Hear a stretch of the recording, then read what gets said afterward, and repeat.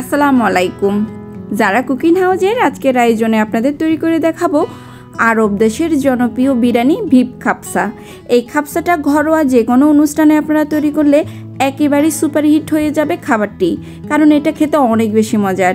আরব দেশের অনেকগুলো একসাথে তৈরি করে পরিবেশন করে, কিন্তু আমি আপনাদের অল্প করে তৈরি করে দেখাচ্ছি আর চেষ্টা করেছি একেবারেই সহজ করে আপনাদের সামনে প্রেজেন্ট করতে। আশা করছি আপনাদের কাছে অনেক বেশি ভালো লাগবে। আর ভালো কিছু শেখার জন্য কিছুটা সময় লাগে। সম্পূর্ণ ভিডিও জুড়ে থাকবেন, তাহলে এই রেসিপিটা আপনার শিখতে সহজ হবে।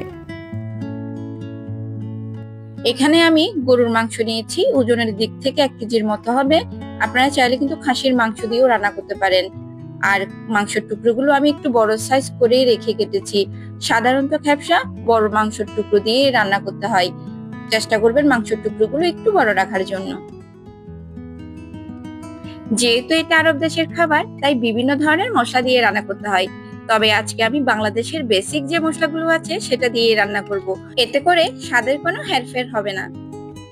এখানে আমি আস্ত তেজপাতা নিয়েছি 4টা, মাঝারি সাইজের দারচিনি স্টিক নিয়েছি 4টা, গোলমরিচ 10টা, লবঙ্গ 10টা আর এলাচ 10টা। এখানে আর বাড়তি কোনো মশলার প্রয়োজন নেই। এবার নিয়ে নিচ্ছি 2 টেবিল চামচ আদা বাটা। 1 কেজি গরুর মাংস রান্না করার ক্ষেত্রে যতটুকু আদা বাটা প্রয়োজন আমি অতটুকুই নিয়ে নিচ্ছি, 2 টেবিল চামচ। সেই সাথে রসুন বাটা নিয়ে নিচ্ছি 1.5 টেবিল চামচ। আমি 1 টেবিল চামচের চেয়ে সামান্য একটু বেশি দিয়েছি। বাস, খেপসা রান্না করার জন্য যে মশলার প্রয়োজন সেটা আমাদের এখানে রেডি। এবার একটা বড় পাতিলের মধ্যে গরুর মাংসগুলো ধুয়ে তুলে নিয়েছি, আর এর মধ্যে দিয়ে দিচ্ছি 1 কাপ পেঁয়াজ কুচি।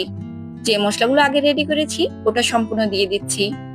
ঝালের জন্য কাঁচামরিচ বাটা দিচ্ছি 2 টেবিল চামচ, আর বড় সাইজের 2টা টমেটো কিউব করে কেটে দিচ্ছি। সেই সাথে দিয়ে দিচ্ছি 9টা আস্ত আলু।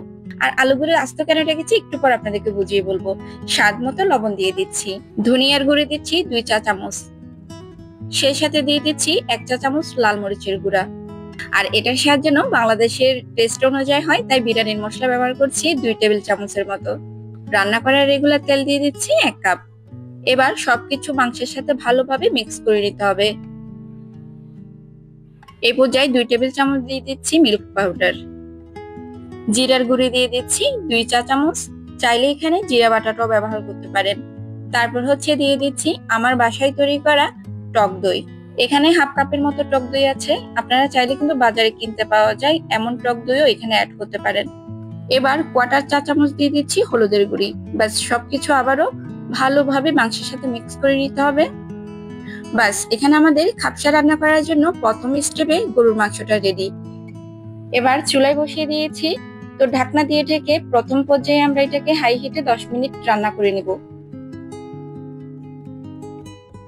এই 10 মিনিটের মধ্যে কিন্তু আপনাকে বেশ কয়েকবার ঢাকনা তুলে তুলে নেড়ে চেড়ে দিতে হবে, না হলে কিন্তু নিচে পোড়া লেগে যাবে। যেহেতু এখানে টক দই আর গুঁড়া দুধ আছে, তাই একটু ভালোভাবে নেড়ে চেড়ে দিবেন। তো এখানে আমি 2 কাপের মতো পানি দিয়ে দিচ্ছি, মাংসটা যেন খুব ভালো করে সিদ্ধ হয়। 1 কেজির মতো পানি কিন্তু আমি অ্যাড করেছি। আবারও চুলায় বসিয়ে হাই হিটে এটাকে রান্না করে নিচ্ছি। গরুর মাংস একটু শক্ত টাইপের হয়ে থাকে, তাই সময় কম বেশি যাই লাগুক না কেন অবশ্যই এটাকে ভালোভাবে সিদ্ধ করে নেবেন। তো আমি কিন্তু 10 মিনিটের মধ্যে বেশ কয়েকবার ঢাকনা তুলে তুলে এভাবে নেড়ে চেড়ে দিয়েছি, আর আবারও কিন্তু 20 মিনিটের জন্য ঢাকনা দিয়ে ঢেকে এটাকে রান্না করে নেব।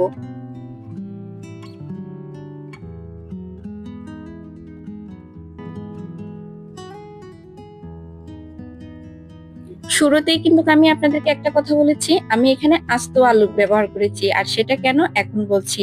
আমরা যখন গরুর মাংস রান্না করি আলু ব্যবহার করলে কিন্তু সেই গরুর মাংসটা খেতে ভালো লাগে, কিন্তু বিরিয়ানি বা খেপসাতে এরকম যদি আলু ব্যবহার করা হয় খেতে ভালো লাগে না। তার কারণ হচ্ছে আমরা এক্সট্রা ভাবে আলুটা ব্যবহার করি। আপনি যদি আস্ত আলু এভাবে গরুর মাংসের সাথে কষিয়ে নেন, তাহলে কিন্তু গরুর মাংসের যে মজার টেস্টটা বা মশলাটা সেটা কিন্তু আলুর ভিতরে অব্দি ঢুকে যাবে, আর ওই আলুটা খেতে কিন্তু অনেক বেশি ভালো লাগে। তো আলুটা একটু সিদ্ধ হয়ে এসেছে, আমি এখন মাংস থেকে তুলে নিয়েছি। এবার আবারও কিন্তু ঢাকনা দিয়ে ঢেকে আমি 30 মিনিটের মতো মাংসটাকে রান্না করে নিব। তো মাংস থেকে প্রায় পানি শুকিয়ে এসেছে, এখন চুলা থেকে নামিয়ে আমি আরো একটা কড়াই বসিয়ে দিয়েছি। এবার এখানে 1 কাপের মতো পেঁয়াজ আমি বেরেস্তা করে নিব। আমার চ্যানেলে আরো বেশ কয়েকটা পেঁয়াজের বেরেস্তা রেসিপি আছে, চাইলে এগুলো দেখে নিতে পারেন। আসলে যে কোনো খাবারের পেঁয়াজের বেরেস্তা হচ্ছে খুবই গুরুত্বপূর্ণ ভূমিকা রাখে। কালারটা যদি সুন্দর আসে তাহলে বিরিয়ানি বা পোলাওর কালারটা ভালো লাগে। যাই হোক, যে আলুটা আমরা তুলে রেখেছিলাম ওটাকে সামান্য হলুদের গুঁড়ো দিয়ে এখন এটাকে লাল লাল করে ভেজে নিব। দেখুন, এভাবে যদি ভেজে নেন তাহলে কালারটা কত বেশি সুন্দর আসবে, চিন্তা করে দেখেন।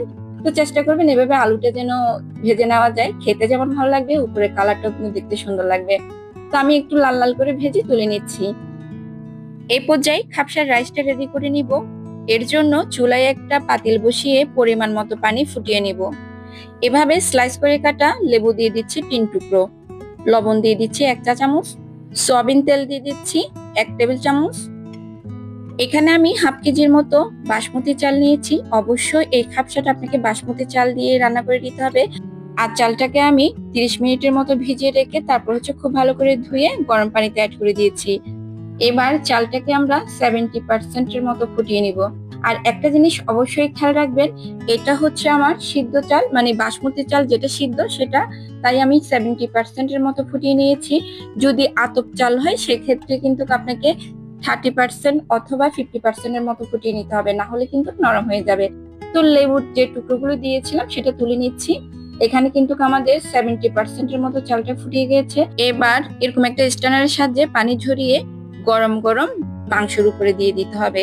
আপনি যদি এভাবে রাইসটা গরম গরম দিয়ে দেন তাহলে কিন্তু রাইসটা অনেক বেশি লম্বা হবে।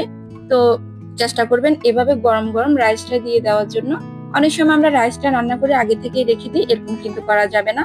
এই রাইসটা রান্না করার নিয়ম কিন্তু ভিন্ন।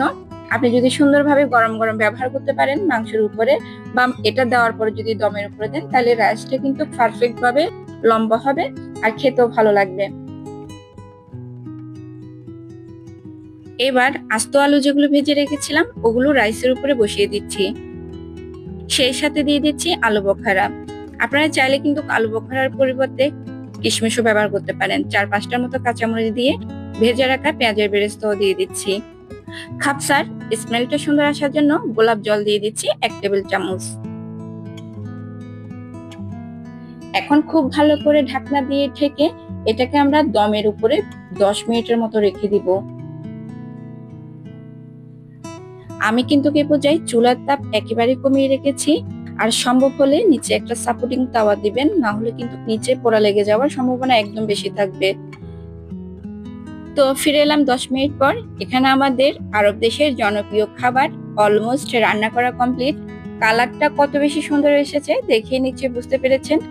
পাকিস্তানি ভাইরাল পেশওয়ারি গরুর মাংসের চেয়ে কিন্তু আরব দেশের এই জনপ্রিয় খাপসাটা কিন্তু বেশ মজার। একবার হলো ট্রাই করবেন, কারণ পেশওয়ারিতে কোনো রকমই মশলা ব্যবহার করা হয় না, যেটা আমাদের বাংলাদেশের মানুষের জন্য না। কারণ আমরা ঝাল ঝাল মশলা জাতীয় খাবার খেয়ে অভ্যস্ত। তাই আপনাদেরকে বলবো এই রেসিপিটা ট্রাই করবেন, ইনশাল্লাহ অনেক বেশি ভালো লাগবে। আর ঘরোয়া যে কোনো অনুষ্ঠানে কিন্তু এই খ্যাপসাটা রান্না করে পরিবেশন করতে পারেন। সবার আকর্ষণ কিন্তু এটার উপরে থাকবে। দেখতে যেমন ভালো লাগবে, খেতেও কিন্তু অনেক বেশি ভালো লাগবে। তো আশা করছি আজকের এই খ্যাপসা রেসিপিটা আপনার কাছে ভালো লেগেছে। তো ভালো থাকবেন সবাই, আল্লাহ হাফেজ।